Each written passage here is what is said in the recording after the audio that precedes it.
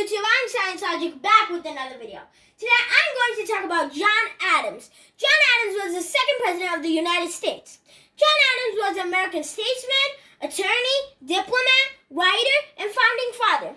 His presidential term was 1797 to 1801. His vice president was Thomas Jefferson, who became the next president of the United States. He was born in Massachusetts and died there too. His spouse was Abigail Adams. John Adams was one of the founding fathers. The founding fathers were George Washington, Thomas Jefferson, John Adams, James Madison, John Jay, Benjamin Franklin, and Alexander Hamilton. Together they wrote and founded the United States of America. They led the war against Great Britain and wrote the Declaration of Independence. The founding fathers are also called the Founding Brothers. They united the 13 colonies and led the War of Independence of Great Britain and built the frame of government, the new United States of America, upon Republican principles during the latter decades of 18th century. Historian Richard B. Morris in 1973 identified the following 7 figures as key founding fathers: John Adams, Benjamin Franklin, Alexander Hamilton, John Jay, Thomas Jefferson, James Madison, and George Washington were based on the critical people, as they know. Hamilton, Madison, and Jay were the authors of the Federalist Papers. Adams, Jefferson, and Franklin were the members of the Committee of Five, according to the ratification of the Constitution. The Constitution was drafted by John Jay and John Adams for their representatives of New York and Massachusetts. John Jay for New York and John Adams for Massachusetts. As before you heard, John Adams was born in Massachusetts, was heavily relied on creating the language of the U.S. Constitution. Jay, Adams, and Franklin negotiated the Treaty of Paris that would end the American Revolutionary War. Washington was the commander-in-chief in the Continental Army and was president of the Constitutional Convention. All were held an additional important role in the early government of the United States. With Washington, Adams, and Jefferson, Madison serving as president, Jay was its first Chief Justice. Hamilton was its first secretary. And Franklin was America's most senior diplomat and later the governmental leader of Pennsylvania. The term Founding Fathers was something broadly used to the figures and embossed the Declaration of Independence in 1776, although 4 significant founders, George Washington, John Jay, Alexander Hamilton, and James Madison, were not figures. The first Continental Congress was met briefly in Philadelphia, Pennsylvania in 1774, consisting of 56 delegates from all 13 American colonies except Georgia. Among them were George Washington, who would soon be drawn out of the military retirement to command in the Continental Army during the American Revolutionary War.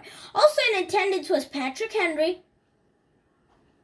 and John Adams, who, like all delegates, was elected by their respective colonies' assemblies. Other delegates include Samuel Adams from Massachusetts, John Dickinson from Pennsylvania, and New York's John Jay.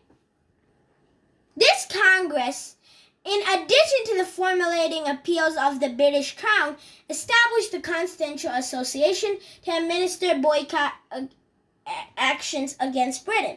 When the Second Continental Congress convened on May 10, 1775, it was essentially reconstitutional to the First Congress.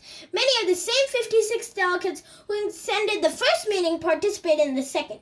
New arrivals included Benjamin Franklin and Robert Morris of Pennsylvania, John Hancock of Massachusetts, John Witherspoon of New Jersey, and Charles Carrollton of Maryland, who was named after a late delegate due to his beginning of Roman Catholic.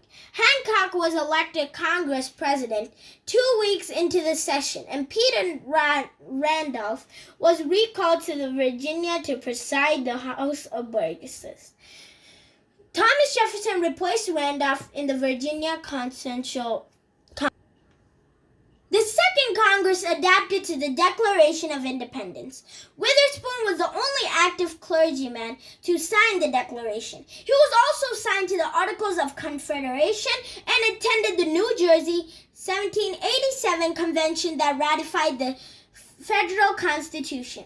The newly found country of the United States had to create a government to replace the British Parliament.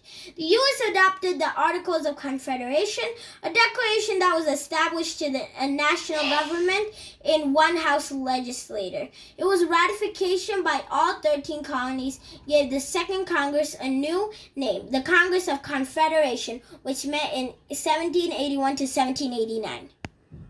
This is John Adams' house, if you did not know.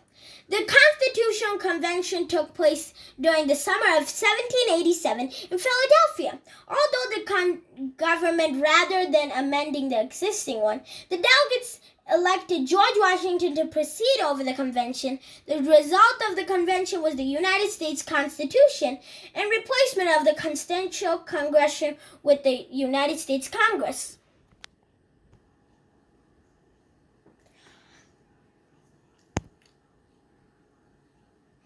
The U.S. Constitution of the United States is a really important thing of the United States because that has all the laws. The First Amendment, Second Amendment, Third Amendment, Fourth Amendment, Fifth Amendment, Sixth Amendment, Seventh Amendment, Eighth Amendment, Ninth Amendment, and the 10th Amendment were all written in the Declaration of Independence first, and those are called the Bill of Rights.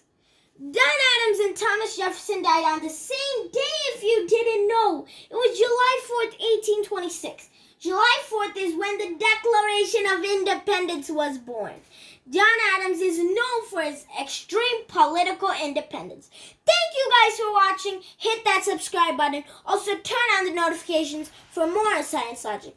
Also, comment if you like this video. Another video will be popping up on screen. Bye, guys.